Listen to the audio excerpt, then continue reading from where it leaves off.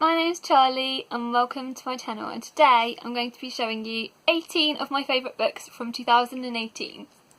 I would have done a top 10, but it was just too dang hard, so I thought 18. I've seen other people doing 18 books, so I thought, why not? As there's 18 books, there's going to be quite a few, so I'm going to try and whistle through them quite quickly. So if there's any that you want more details about, please do let me know in the comments, and I shall do my best. Some of them I've already done reviews of, actually. Quite a lot of them, actually. Most of them you'll know. So the first one I'm going to show you is The Elegance of the Hedgehog. In August, I took part in Width Month, and actually August was when I started my channel. I'm sure that's when it was. It was August. So I read this book. This was one of the books I picked for the Women in Translation Readathon, and it was just beautiful. It's gorgeous, and it's about an older lady called Renee, and a younger girl called Paloma, and they're both living in an apartment, and they're both very, very lonely. And a Japanese businessman comes along and kind of pulls them together, and it's just beautifully written. It's gorgeous. It's basically, there's so much like artistic qualities to this book, and it's got so many levels that I honestly think that so many people would actually really enjoy it. And so yeah, it's been it's not fresh just in my memory, but I know how much I would still happily reread this.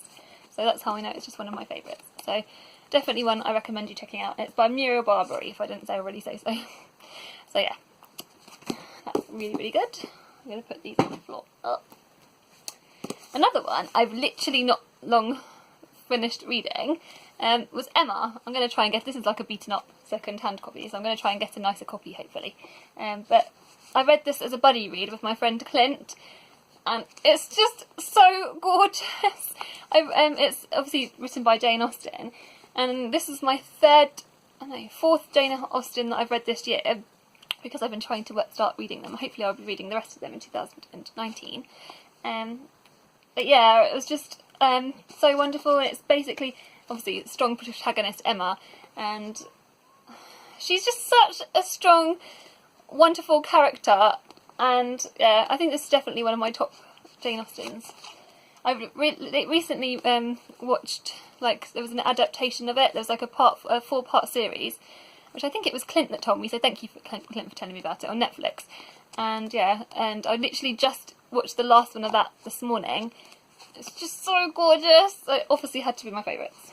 Wonderful, wonderful book. And if you haven't read Emma, I highly, highly recommend picking it up. Jane Austen does such beautiful writing with, especially female, with the girl characters. Often the male characters I find quite infuriating in her books, but actually there was less of that in Emma. There was still one guy that I was like, ooh, but you can find that out yourself. Another classic I'm going to talk to you about is Charles Dickens' A Christmas Carol. Again, one I read this year, but it's definitely in my yearly favourites because I've never read this before, and it's so, so gorgeous. And so many of us have watched the movies, as I'm sure, like, if you're like me, and you've seen loads of different adaptations of the movies, but reading the book is just, honestly, definitely worthwhile. And it's really, really short, even though this looks like a chunky book, this is filled with other stories as well. And so the actual Christmas Carol is actually like not even 100 pages long. So if you haven't picked up Christmas Carol and you wanted to read it, 100%, I definitely think it's worth checking out. So please do. Monster Calls. This is book number 3 that I'm going to show you. This was heartbreaking. This has already been in one of my favourites, obviously. Most of these have already been in my favourites. This is about a boy whose mum is dying from cancer, and he's visited by, this creature 3 times, and he says on his, I'm sure it's on his 3rd visit or 4th visit, that the boy, Connor, will tell him because each time this monster visits, he tells him a story, and on the last time he visits, he says, "You will tell me your story, you will tell me your truth." And this is just so heartbreaking, it's just so moving, and I related to this on so many levels. If you've known anyone that's suffered from cancer, it's just honestly, oh my gosh, so many heartstrings, and it affected me so much, it moved me so much, So yeah, 100% worthwhile of being in my top books of the year. So if you haven't read it, another one, check out all of these. I'm going to say that, so I'm sorry. The Hate You Give. This is by Angie Thomas. I read this at the very beginning of the year, and again, it's one that stuck around, so I knew that I wanted to put it in. This is obviously the UK cover. It's got a different cover. The Americans, you guys in the US have a different cover, so I've put that there. I'm sure you guys know what it looks like. And it's basically about a girl called Star, who's witnessed something horrific, and it's kind of like the effects of that on her, and how she has to kind of deal with it. And there's so many layers to this book. Star is just such a strong, wonderful character, and the family element of this I really loved as well. I still haven't gone and seen the movie. The movie came out this year, which I haven't gone to see. I know there was loads of controversy surrounding that, but I'm not going to get into that. The book was wonderful. I completely adored it. Again, very heartbreaking, very moving. But there's so much strength and so much depth to it that, yeah, it's easily worthwhile of being in my top books. There was never any question that I couldn't put it in there. I definitely can't wait to read more of Angie Thomas's writing as well. Another book I'm going to show you, Love, Simon, or other people might otherwise known as Simon versus the Homo sapiens agenda. And this is about a guy called Simon who is his high school experience of kind of like he's trying to come to terms with his sexuality, and how someone discovers about it and kind of uses it to manipulate him and bribe him, and also the love story element of it. I just love the love story element of it. It's just so beautiful. I just love this book, obviously, and the characters are just so rich. They're just so well thought out. I just think it's really, really wonderful. I've got Leah and the Offbeat on my shelves, and I can't wait to read it, and I want to read more Becky Albertalli in 2019 again. So yeah, it's wonderful, gorgeous. And the movie, I watched the movie as well, and that was just, oh my gosh, as well. So, another book to movie I'm going to show you about. You can see a theme coming here. It does make me like it more though, if you can see both, because I feel like it comes to life. So when you see sometimes it doesn't, because sometimes it doesn't always work when you see a book to movie, but this was one I loved. The Guernsey Literary and Potato Peel Pie Society. This is about, it's written in epistolary, I still can't say that, epistolary novel, so it's written in letter format, and it's basically set in the war, just after the war's just finished, and a guy has found, Dorsey has found, a character called Dorsey, finds a book that was once loved by Juliet, the lead character here, and he writes to her, and then it leads her on a journey to Guernsey, and she discovers about basically you hear about the story about the people living on Guernsey, and I think this is based upon lots of the elements of this is based upon a true story, so, and lots of bits of it are based upon truth, so it makes it even more more interesting. Again, the characters in this, so many of which I just really, really loved. Even the side characters, not even the main characters, were some of my favourites. There's a guy called Cecile, I think his name is, and he's like her author. Juliet's an author. I don't know whether I'm saying this very well, describing about this book very well, so I'm sorry about that. Juliet is an author, and she's a journalist, and that's why she's gone over to the island to write an article about the people. And her sort of editor, Cecile, I think his name is, he is just so brilliant. He's another wonderful character. So yeah, and I loved it. I could bang on and on and on about this book. I loved it so much, and I loved the film again just as much. So I'm going to show you The Bear and the Nightingale. I'm not going to talk about this very long because I just spoke about this kind of in my last video. This is about a girl called Vasya. It is set in Russia, kind of Russia, based upon like a Russian kind of fairy tale element, and I chomped through this when I read it at the beginning of the year. Granted, the thing about this that kind of makes me question whether hopefully I will still love the second one as much, because I read this before I'd read so many other books. So hopefully I will still, if I reread it, though, I would still enjoy it just as much, but it's hard to tell when this was at the beginning of my reading kind of experience this year, so I'm hoping, I still think it kind of still grips me and makes me think about it, so that's why it's in my favourites. And Vassia was such a beautiful character, so I'm hoping that I will still love her in the second book, which is the Girl in the Tower, obviously. And it's the first in the Winter Night trilogy, so hopefully all the other books will be just as good, and I will love it just as much. Eleanor Elephant, I'm not going to really talk about this because everyone talks about this. This has been in everyone's top picks, but I'm still going to put it in here because Eleanor Elephant was just such a great character and such a heartbreaking story. This is basically a tale again of loneliness and how she makes connections with people, and yeah, it's not this is just such a brilliant book, and it definitely deserves every single inch of hype and praise from BookTube, in my personal opinion, even though I know hype does often kill it on books for me as well, but it is worth it. Right, I'm trying to whiz through them. The Terrible by Yrsa Daley Ward. I had to put this in my favourites, obviously. This is an autobiography. This is like one of the few non-fictions. I think this might even be the only non-fiction. Is it? I'm being stupid. And this is her story of Yrsa Daley Ward and her sort of, like I said, autobiography. And it's told poetically. And I also read Bone. And I forgot to say at the beginning of the video, I'm not putting any poetry in this. Actually, I'm lying because I think I've got one. But I'm trying not to include my poetry because I've already done my top poetry picks, which I will link in my description below. But yeah, Yrsa's writing is gorgeous. This really moved me. It just really affected me, and I loved it so much. So if you can pick this up, I think it's worthwhile. So, I'm trying to show you. There we go. I'm going to show you The Island at the End of Everything. This is one I read in the summer. This is one that my son got for his leaving present from leaving secondary school. Not secondary school. He did not leave secondary school. He's not that old. He left primary school. And this is about a tale of Amy, who is... So it's based upon a true story.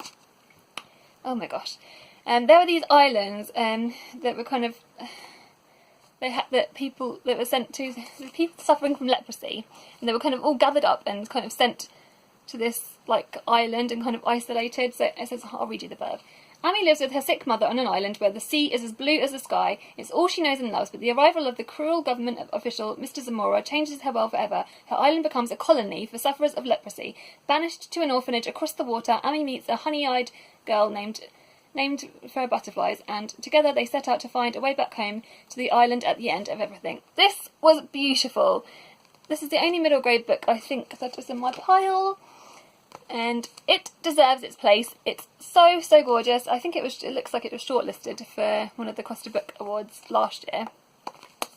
And yeah, it's just so gorgeous and so heartbreaking, and the butterflies that are on this cover kind of are a massive part of the tale, and it's obviously, and they're very symbolic in the story and of the nature of what happens in this story.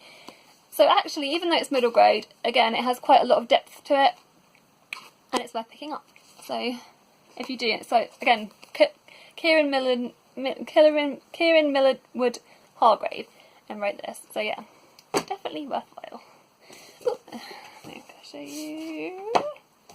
Call Me by Your Name by Andre Aciman. This was one I think that was raved about. Lots of people you might have heard about at the beginning of the year, last year, obviously, by Andre Aciman. And this is a coming of age story about a guy, a sort of summer romance.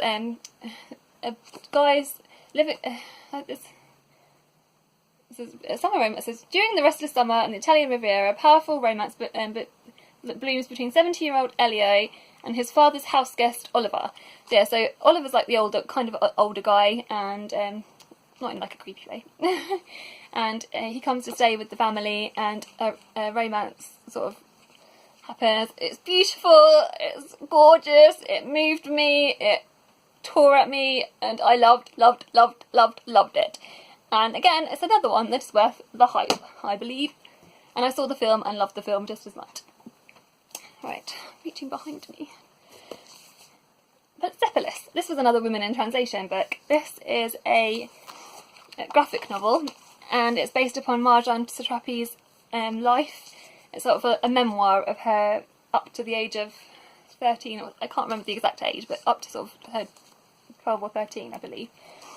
This is really, really heartbreaking, and she grew up in war-torn Tehran, and she witnessed some really horrific things and experienced some not very nice things. And yeah, this moved me. It was beautiful, and really another one that if you spot it or can sort of get hold of it, please do, because this was just, yeah. So this is actually another non-fiction. But yeah, it comes across, it's just so beautiful. It's not, yeah, it's not an easy read, but it's a really good one, worthwhile one. I'm going to reach behind me and get some more. I'm going to move them around. Trying to move it so it makes it. Wild Embers. This is the poetry collection that I said I've snuck in. I couldn't not talk about Nikita Gill in here. She's got to be my favourites for the year. I can't wait to pick up. There's another book that she's released that I didn't realise about, and I'm going to get it. Which, I'll put a picture of what the new one is, which I'm going to try and get hold of soon. If it's not come out yet, then it will be coming out. And yeah, and I love Nikita Gill's writing. I've banged on about her since the moment I started BookTube, and I still really love it. So obviously it's stuck with me, so that's why it's my favourite. And the next book I'm going to show you is The Seven Deaths of Evelyn Hardcastle. This is written by Stuart Turton. It's up for the Costa Book Awards in 2019 this year. I hope it wins. This is like a murder mystery kind of meets sci-fi, and everyone's going to be talking about this year, I'm sure. If you, it's really, really, really good. It's kind of complicated, so there's like a map at the beginning, and there's like references that you can list up, like a character list. So you have this map of the mansion and a character list. These are useful things. So if you read this book, Aidan Bishop's got to kind of solve a murder, and has to do so from the point of view of each different character, and he gets put in different characters' bodies. So it sounds a bit complicated, and it kind of is a little bit, but once you get into it, it's a very fast-paced book. Really, really, really good. I really, really enjoyed it, and yeah, I hope it wins the award. So penultimately, there's 3 more books to show you. I'm going to try going quickly. Homegoing by Yrsa. This was gorgeous. Gorgeous, gorgeous, gorgeous, gorgeous, gorgeous.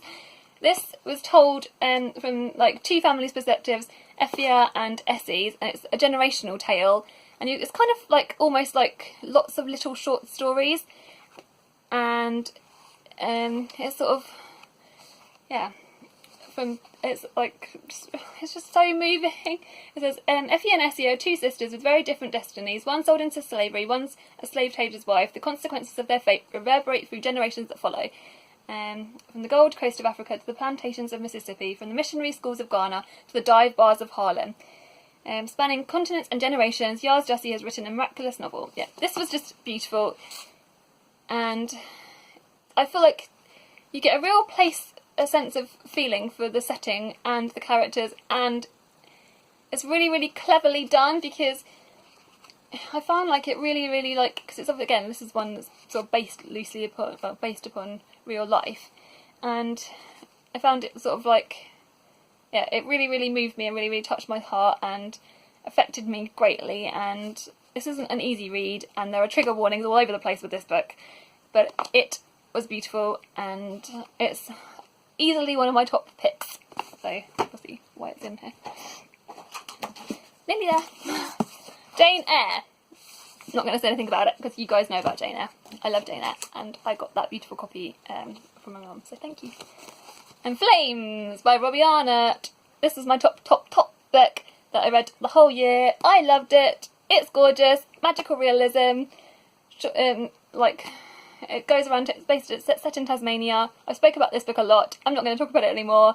If you haven't picked up Flames, this is the this cover is coming out actually. The UK cover is blue and hardbacked, but this cover, I believe, I've looked online, and this actual cover is coming out across the UK, so you can actually get hold of this now. Well, soon you will be able to. I think it's maybe from the middle of the year. I'll put a date across the screen. That's my top book. Not really a surprise. I bet you all knew that was coming. Yeah. So there you go. If you've managed to stay to the end, you are a hero. You get 10 points. Tell me what in the comments below. What are your favourite books? I would love to know. And if you've done a video for your top books, let me know and I'll come watch your video. If not, just let me know in the comments because I want to know. I love you guys, even if you don't make videos. I will still happily hear about. I want to hear about all of the books that you've loved because I love having a chat with you. So thank you so much. I post videos on Wednesdays and Sundays, so if you're new to my channel, that is when you'll find me. Take care. Bye!